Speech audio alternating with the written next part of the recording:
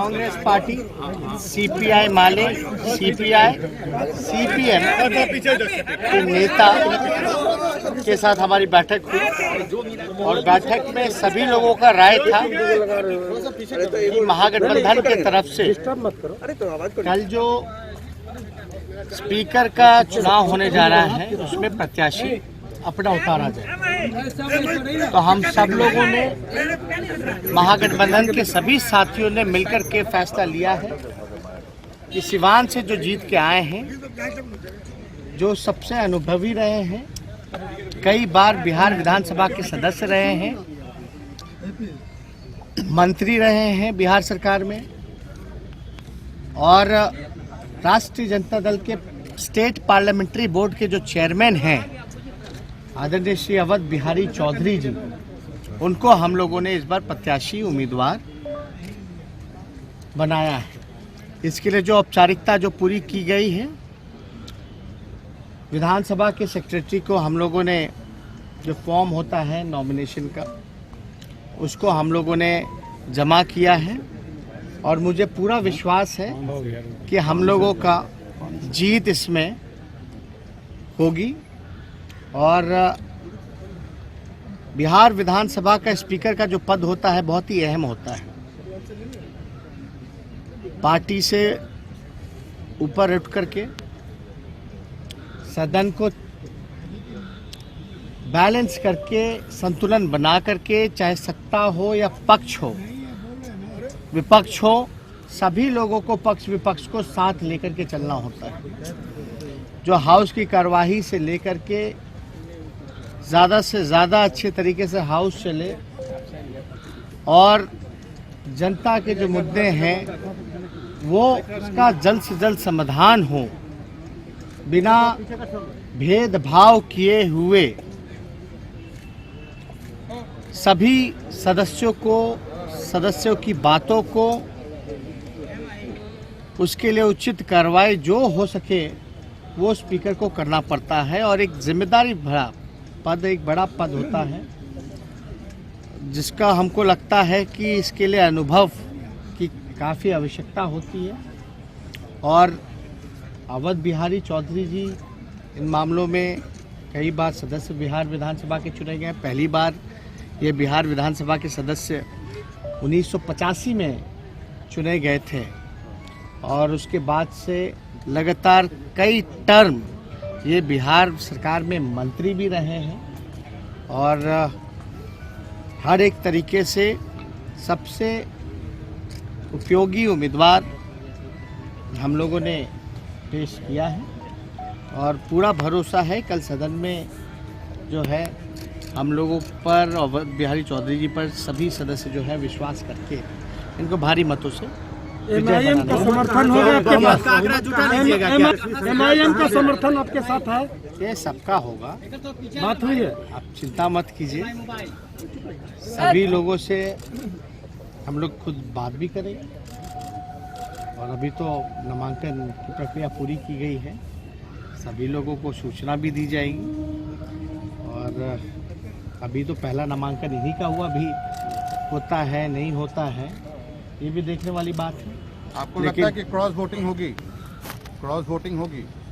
नहीं, इसमें तो देखिए व्हिप तो जारी होता नहीं है। पहली बार जब आप अध्यक्ष चुन रहे हैं बिहार विधानसभा का, स्पीकर को चुन रहे हैं, तो मेरे ख्याल से जो सबसे उपयुक्त है, उपयोगी है, जो सबसे अनुभवी है, उनको लोगों को चुनना चाहिए। पहले से परंपरा सर्वसम्मति से अध्यक्ष चुनने की रही है, क्या इस बार उस परंपरा का निर्वहन? देखिए, परंपरा सर्वसम्मति से है, लेकिन आप देखे होंगे कि परंपरा तो डिप्टी स्पीकर की भी रही थी, लेकिन पिछले सत्र में हम लोगों ने कई बार सरकार के सामने, अध्यक्ष उस समय के जो रहे और मुख्यमंत्री के सामने हम मिलकर के भी ये मांग रखी कि भाई डिप्टी स्पीकर का पद विपक्ष को जाता है, लेकिन इस पर कोई कार्रवाई सुनवाई नहीं की। लेकिन परंपरा तो यही है और जो नियमावली कहती है बिहार विधानसभा का कि कोई भी अगर प्रस्तावक हो तो नामांकन कर सकता है, तो ऐसे कोई परंपरा की बात नहीं है। लेकिन एनडीए चुनाव में आप लोगों ने भी देखा होगा, जो लोकसभा में डिप्टी राज्यसभा का पे डिप्टी स्पीकर का जब वोटिंग चल रहा था उसमें से जो ऑपोजिशन पार्टी ने मनोज झा जी को आरजेडी के जो सदस्य हैं उनको उम्मीदवार बनाया था।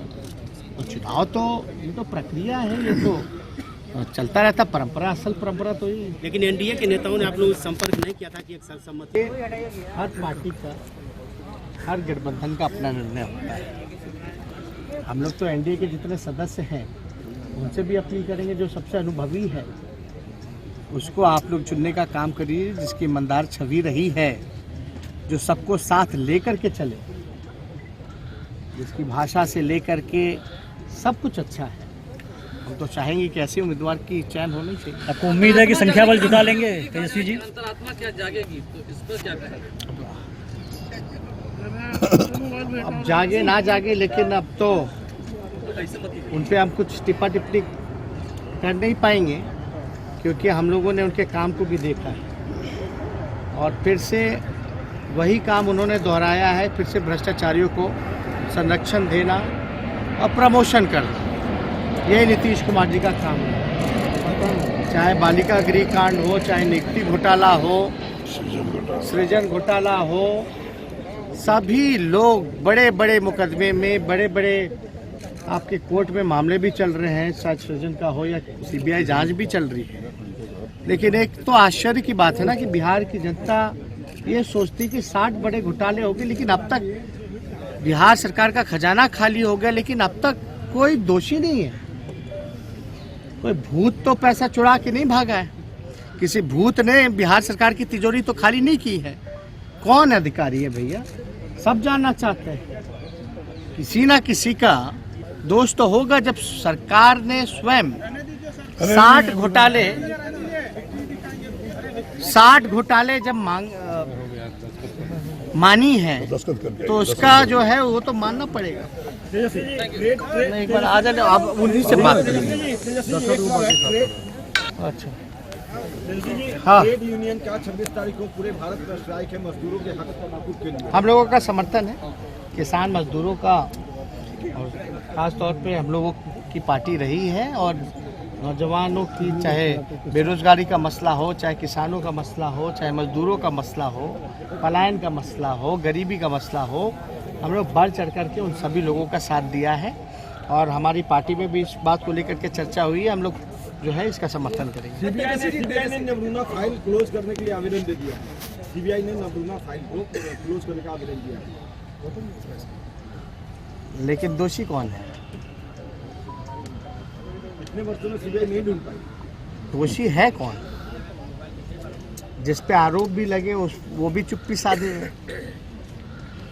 तो हमको तो ज़्यादा कुछ नहीं कहना, लेकिन यही तो हम कहना चाहते हैं।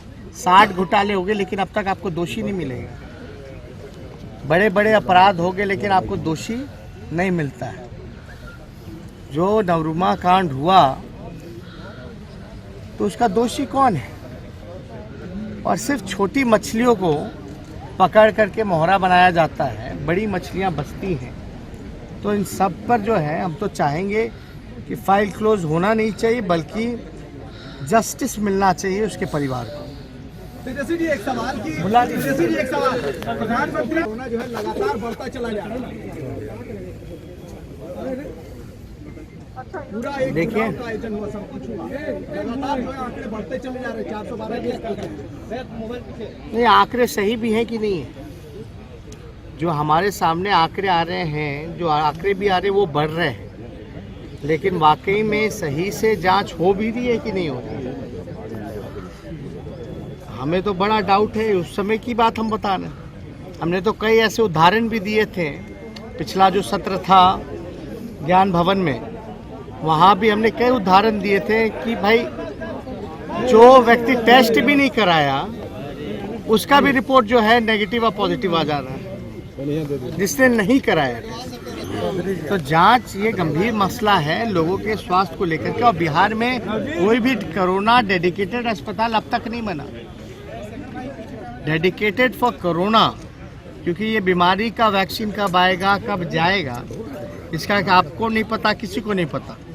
लेकिन हमारी सरकार की तैयारी क्या है, क्या काम किया गया है, तो उस पर हमको लगता है कि थोड़ी पारदर्शिता रखनी चाहिए। जो काम हुए हैं वो बताएं, और हमको तो इसमें भ्रष्टाचार का बू आ रहा है, क्योंकि जिस प्रकार से आंकड़े अब तक कितने टेस्ट किट खरीदेंगे, कितने में खरीदेंगे, कितना पैसा खर्च किया गया, मजदूरों के लिए कितना पैसा खर्च किया गया, क्वारंटाइन सेंटर्स के लिए कितना पैसा खर्च किया गया, क्या इक्विपमेंट्स लिए गए, किस हिसाब से परचेजिंग की गई, ना आपको पता ना हमको पता केवल सरकार में बैठे हुए उन नुमाइंदों को है जो लोग केवल और केवल भ्रष्टाचार में जिनका मन लगता है, जो भ्रष्टाचार को बढ़ावा देते हैं, और जिनके लिए कोई कार्रवाई नहीं है, उनके ऊपर कोई कार्रवाई नहीं हो सकती, क्योंकि मुख्यमंत्री भीष्म पितामह है भ्रष्टाचार के। प्रधानमंत्री इस तरीके से तमाम मुख्यमंत्रियों के साथ बैठक करने से कोई असर पड़ेगा? जिस तरीके से कितने बैठक हो गए अब तक, बढ़ा कि घटा, कुछ बना कि बिगड़ा, इलाज हो रहा है नहीं हो रहा, टेस्ट हो रहे हैं नहीं हो रहे, ये तो बैठक आपके सामने भी है। अब अवध बिहारी जी बोलिए। 25/11/2020 को बिहार विधानसभा में अध्यक्ष के चुनाव होने की तिथि निर्धारित थी। राष्ट्रीय जनता दल महागठबंधन और हम लोगों के नेता श्री तेजस्वी प्रसाद यादव जी और महागठबंधन के नेतागण ने मुझे बिहार विधानसभा में अध्यक्ष के लिए चयन किया है, और मैं नामांकन भी किया। अपने तरफ से राष्ट्रीय महागठबंधन के तमाम अपने माननीय नेता के प्रति मैं धन्यवाद ज्ञापन करता हूं, और मुझे पूर्ण भरोसा है कि विधानसभा में जो स्पीकर के पद बहुत भी महत्वपूर्ण होता है, उस पद पर हम अपने माननीय विधायकों के सहयोग से निर्वाचित होंगे, और निर्वाचित होने के बाद सदन को निष्पक्षता के तरह चलाने की जिम्मेवारी हमारे ऊपर होगी। मैं विश्वास दिलाता हूं कि निष्पक्ष तरीके से सदन को चलाने का मैं काम करूंगा, सबके मान सम्मान के ख्याल रखूंगा, और जो प्रोटोकॉल है उसके मुताबिक मैं काम करूंगा। मुझे भरोसा है कि सभी लोग हम पर विश्वास करेंगे, क्योंकि यह पद जो है बिल्कुल निष्पक्ष होता है, और मैं अपने निष्पक्ष होने का जो दायित्व मुझे मिलेगा उसका निर्वहन मैं करूँगा।